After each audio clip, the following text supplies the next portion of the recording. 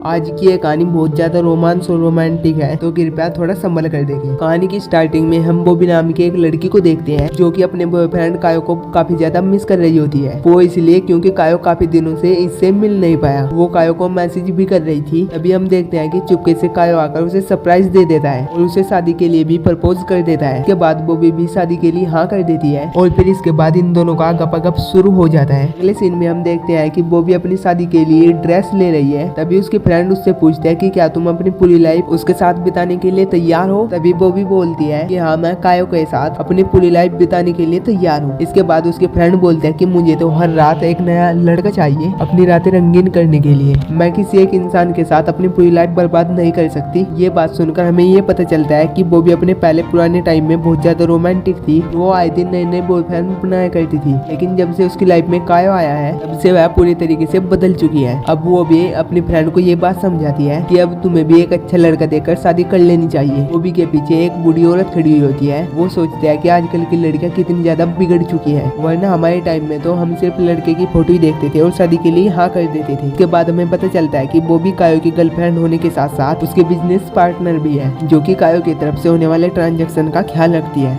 आज कायो की कोर्ट में पेशी है, इसलिए बॉबी जब अपने असिस्टेंट के साथ कोर्ट में जा रही होती है तो उसे रास्ते में एक बाइक दिखाई देती है और उस बाइक को देखकर उसे उसके पुराने दिन याद आ जाते हैं कि एक दिन ऐसा था कि जब उसे बाइक चलाना अच्छा लगता था। अब बॉबी भी कोर्ट में आ चुकी थी, लेकिन कायो अभी तक भी कोर्ट में नहीं आया था, इसलिए उसे काफी ज्यादा टेंशन हो रही थी। और फिर जज भी कोर्ट में आ चुके थे। जज को देखकर बॉबी का दिल जोर जोर से धड़कने लगा, क्योंकि ये जज दिखने में काफी ज्यादा स्मार्ट था। तभी वहाँ पर कायो भी आ जाता है और तभी उसकी वहाँ पर हेयरिंग शुरू हो जाती है। जज का नाम मार्कोस है और जो इल्जाम कायो की कंपनी पर लगे हुए हैं वे ये है कि गोल्ड नाम की कंपनी, जो कि कायो की कंपनी के साथ पार्टनरशिप में है, उसने फ्रॉड किया है, जिसकी वजह से कायो को कोर्ट की ओर से नोटिस मिला है। के बाद कायो ने जज को थोड़े बहुत सबूत दिखाए, जिसे देखने के बाद जज को मालूम हो गया था कि कायो की कंपनी ने कोई भी फ्रॉड नहीं किया है। तो जज उसकी कंपनी को बाइज्जत बरी कर देता है। के बाद कायो बॉबी से गले मिलता है। इन यहाँ पर तो बॉबी का ध्यान सिर्फ जज पर था। बॉबी यहाँ पर जज को इशारे भी करती है। अगले सीन में कायो कंपनी के काम की वजह से दूसरे शहर में भी जाना था, इसलिए वो यहाँ पर बॉबी को गुड बाय बोलकर दूसरे शहर के लिए निकल जाता है। इसके बाद हमें पता चलता है कि अगले दिन बॉबी की बैचलर पार्टी होने वाली है, तो वो अपनी पार्टी में अपने असिस्टेंट को भी इनवाइट करती है, जिसका नाम टियागो है, जो कि उसका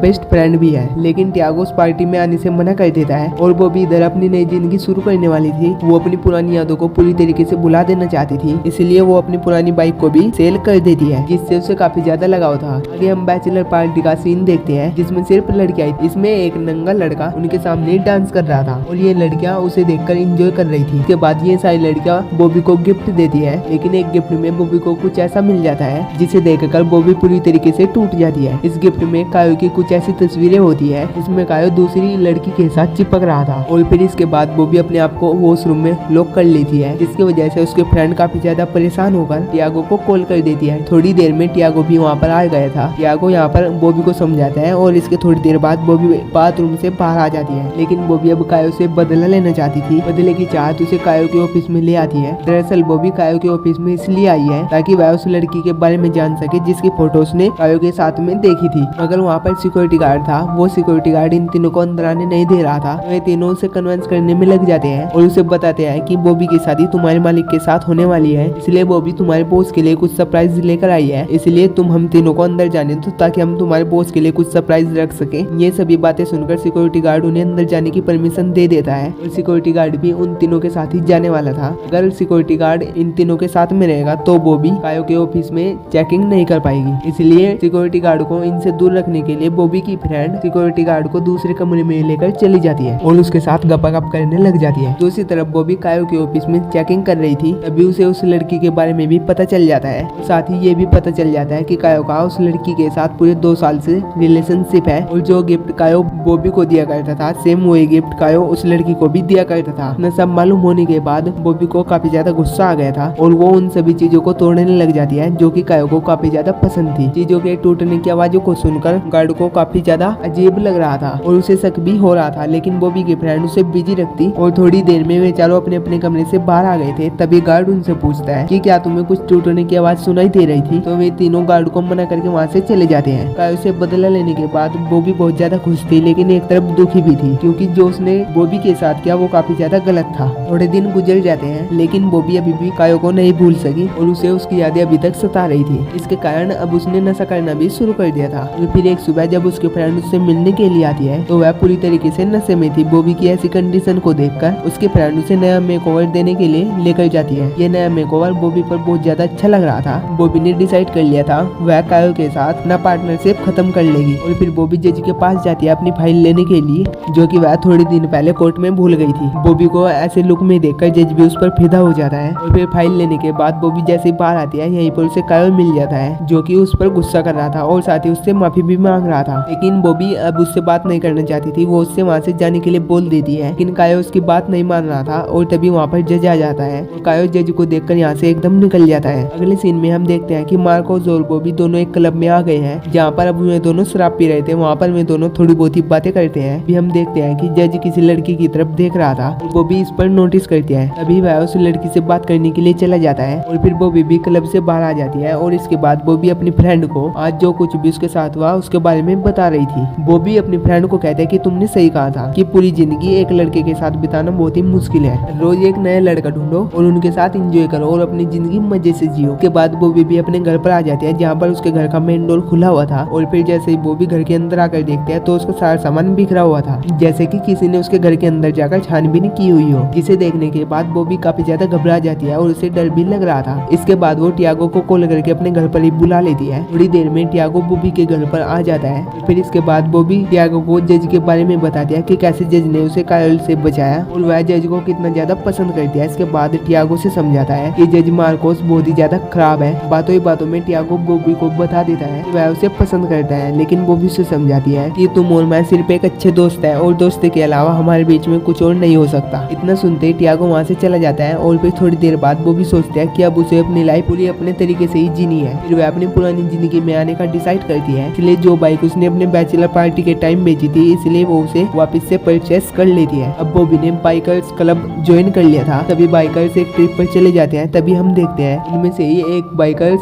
जज मार्कोस भी है। अब बॉबी और मार्कोस काफी ज्यादा बातें करते हैं और साथ ही एक दूसरे के साथ गपागप भी करते हैं। फिर सुबह होते ही जज मार्कोस कहीं पर चला जाता है। बाइकर्स बॉबी को जाकर बोलता है जज मार्कोस बहुत ज्यादा बुरा इंसान है, तो तुम इससे दूर ही रहो। ये सुनकर बॉबी को बहुत ज्यादा बुरा लगता है। फिर अगले सीन में बॉबी अपने ऑफिस में होती है और तभी उसे एक ईमेल आता है जिसके अंदर उसकी और जज की फोटोज थी, जिसमें वो दोनों रोमांस कर रहे थे। ये सब कुछ देखने के बाद बॉबी को बहुत ज्यादा टेंशन हो गई थी। उसे समझ में नहीं आ रहा था कि आखिरकार वह कौन सा इंसान है जो कि उसकी जिंदगी बर्बाद करना चाहता है। एक शक उसका टियागो पर था तो दूसरी तरफ उसका शक कायो पर भी था। थोड़े दिन गुजर जाते हैं और हम देखते हैं कि बॉबी ने कायो का लैपटॉप अनलॉक कर दिया है। लैपटॉप अनलॉक होते ही उसे कायो के काले कारनामों का बारे में भी पता चल जाता है, जिस फ्रॉड की वजह से कायो की कंपनी कोर्ट में गई थी। कल में वो फ्रॉड कायो ही कर रहा था, वो भी किसी और कंपनी के नाम से। अब बॉबी के पास काफी ज्यादा अच्छा मौका था कायो से बदला लेने का, लेकिन एक टाइम ऐसा भी हुआ करता था कि जब बॉबी कायो से बहुत ज्यादा प्यार करती थी तो वह कायो से बदला नहीं लेती थी। और फिर तभी मार्कोस उसे डेट के लिए इनविटेशन भेजता है। अगले सीन में हम देखते हैं कि बॉबी मार्कोस के घर पर पहुंच जाती है, जहाँ पर वो काफी ज्यादा इंजॉय करते हैं और काफी ज्यादा गपागप भी करते हैं। अब बॉबी ने मार्कोस के साथ ही रहना शुरू कर दिया था। रात वही औरत मार्कोस से मिलने के लिए आती है जिसे हमने मूवी की स्टार्टिंग में क्लब के अंदर बैठे हुए देखा था। लेडी का नाम पोला है और वो मार्कोस की वाइफ हुआ करती थी। पोला बॉबी को काफी ज्यादा उल्टा सीधा बोले जा रही थी और जैसे ही बॉबी को पता चलता है कि मार्कोस शादीशुदा आदमी है तो उसे काफी ज्यादा गुस्सा आ जाता है और फिर बॉबी वहाँ से अपनी बाइक लेकर निकल जाती है। अब बॉबी गुस्से में काफी ज्यादा तेज बाइक चला रही थी, जिसकी वजह से उसका एक्सीडेंट हो जाता है। बॉबी को अस्पताल में एडमिट करवा दिया गया था। थोड़े दिनों का ट्रीटमेंट चलता है और वो पूरी तरीके से सही होकर अपने घर पर आ जाती है। अब उसके घर पर मार्कोस भी आ जाता है। दरअसल मार्कोस अब बॉबी से माफी मांगने के लिए आया है, उसे अपनी सिचुएशन एक्सप्लेन करने के लिए भी। अब ये दोनों हॉस्पिटल आ गए थे। यहाँ पर इन दोनों को पता चलता है कि मार्को की 4 साल की बेटी है जिसे किसी तरीके की बीमारी है। दरअसल उसकी बेटी को ये बीमारी पोला की लापरवाही की वजह से हुई है। जब पोला प्रेग्नेंट थी तो वो हर तरीके का नशा किया करती थी, लेकिन पोला की मेंटल कंडीशन ठीक नहीं थी, इसी वजह से उनकी बेटी भी कमजोर हुई। यही कारण था कि मार्कोस और पोला दोनों एक दूसरे के साथ नहीं रह पा सकते। की बातों को सुनकर बॉबी को थोड़ा अच्छा लगता है। अगली सीन में हम देखते हैं कि मार्को उस आदमी का पता करने में लग चुका है जिसने बॉबी का एक्सीडेंट करवाया है। वो अपने असिस्टेंट से कुछ ऐसी चीजें मंगवाता है जिससे कि वो बॉबी के आसपास रहने वाले इंसानों पर नजर रख सके। अब अगले सीन में हम कायो को देखते हैं, जिसे देखकर ऐसा लग रहा था कि कायो को जैसे किसी ने बहुत ही बुरी तरीके से मारा है। अभी उसके पास टियागो भी आ जाता है और हमें यहाँ पर ये मालूम चलता है कि ये सभी गलत काम टियागो ही कर रहा था, वो भी किसी गैंग के साथ मिलकर। और जब से बॉबी ने कायो का लैपटॉप चोरी किया है तब से गैंग वाले कायो और टियागो टियागो को ढूंढ रहे थे ताकि वो उनसे अपना पैसा वापस ले सके और बॉबी का रिलेशन मार्कोस के साथ था, इसलिए वो उसे मार नहीं पा रहे थे। इसलिए टियागो बॉबी को मार्कोस से दूर रहने के लिए बोल रहा था। लेकिन अब इन दोनों का सफर खत्म हो चुका है और अब ये दोनों किसी भी तरीके से बॉबी को मारना चाहते हैं। ये सारी बातें भी मार्कोस सुन लेता है क्योंकि मार्को बॉबी के सारे दोस्तों पर नजर रख रहा था। मार्कोस बॉबी को कॉल भी करता है, लेकिन